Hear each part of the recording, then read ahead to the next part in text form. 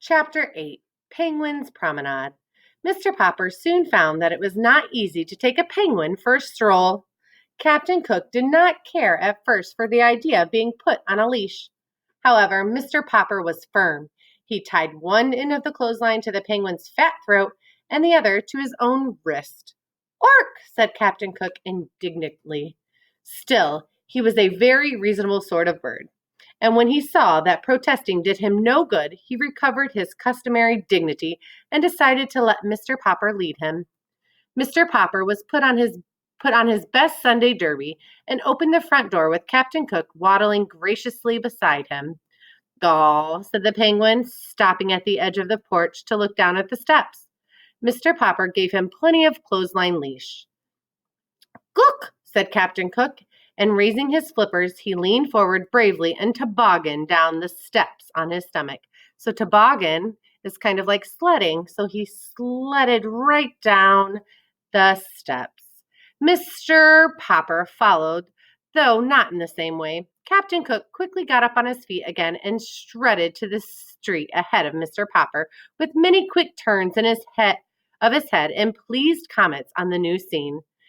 Down Proudfoot Avenue came a neighbor of the Poppers, Mrs. Callahan, with her arms full of groceries. She stared in astonishment when she saw Captain Cook and Mr. Popper, looking like a larger penguin himself in his black tailcoat. "Heavens have mercy on us!" she exclaimed, as the bird began to investigate the striped stockings under her house dress. "It isn't an owl, and it isn't a strange goose."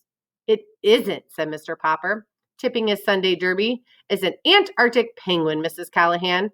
"Get away from me," said Mrs. Callahan to Captain Cook. "An anteater, is it?" "Not anteater," explained Mr. Popper. "Antarctic. It was sent to me from the South Pole." "Take your South Pole goose away from me at once," said Mrs. Callahan. Mr. Popper pulled obediently on the clothesline, while Captain Cook took a parting peck at Mrs. Callahan's striped stockings. "Heavens preserve us," said Mrs. Callahan.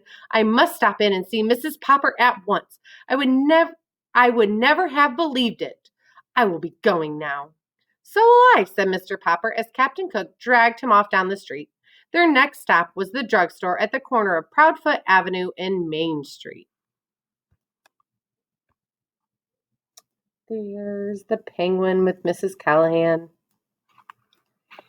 Here, Captain Cook insisted on looking over the window display, which consisted of several open packages of shiny white boric crystals. These he evidently mistook for polar snow, for he began to peck at the window vigorously. Suddenly, a car wheeled to the nearby curb with a shriek of its brakes, and two young men sprang out, one of them bearing a camera. "This must be it," said the first young man to the other. "It's them, all right," said the second young man. The cameraman set up his tripod on the sidewalk. By this time, a small crowd had gathered around, and two men in white coats had even come out of the drugstore to watch. Captain Cook, however, was still too much interested in the window exhibits to bother to turn around. "You're Mr. Popper of 432 Proudfoot Avenue, aren't you?" asked the second young man, pulling a notebook out of his pocket. "Yes," said Mr. Popper, realizing that his picture was about to be taken for the newspaper. These two young men had, as a matter of fact, heard about the strange bird from the policeman and had been on their way to the Popper house to get an interview when they saw Captain Cook.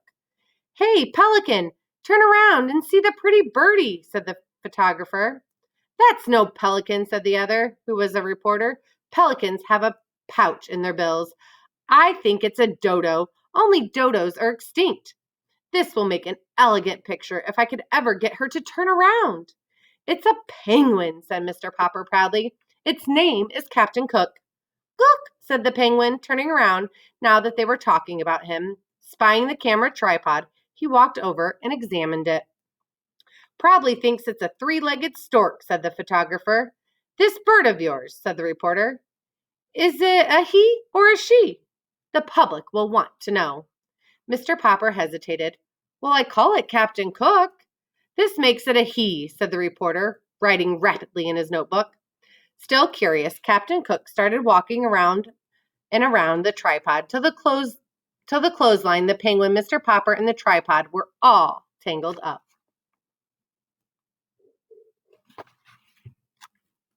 At the advice of one of the bystanders, the tangle was finally straightened out by Mr. Popper's walking around the tripod 3 times in the opposite direction.